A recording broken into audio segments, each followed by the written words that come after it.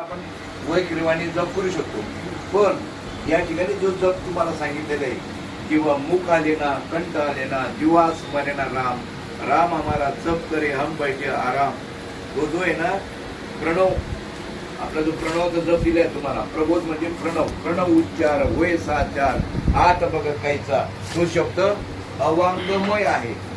प्रबोध जो आपण चिंतन करतो ते अवांगमय. तुम्ही अजून सुद्धा प्रबोधाचा जप वाङ्मयाने करताय. तुम्ही आपण सुद्धा प्रबोधाचा जप वाङ्मयाने करतोय. सो हम हे वाङ्मय झालं. आणि साधू संतांना अभिप्रेत असा आहे की अवंगमय जप व्हायला पाहिजे. म्हणून तो अवंगमय जप कसा करायचा आहे, कारण की सोहम म्हणजे मी ब्रह्म आहे. मग तुम्ही आपण एकटे ब्रह्म आहे का खलविंद ब्रह्म आहे? तर खलविंद जर ब्रह्म असेल तर तुम्हाला अवंगमय जे त्याचा जप करायला पाहिजे. अवंगमय म्हणजे फक्त त्या स्वराकडे लक्ष द्यायचं. जसं पेटी असते ना, सारे गम पद निसा, आता ती म्हणते का?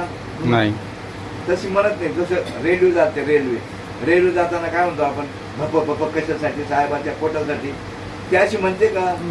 तुम्ही आपण अर्थ तसा लावतो.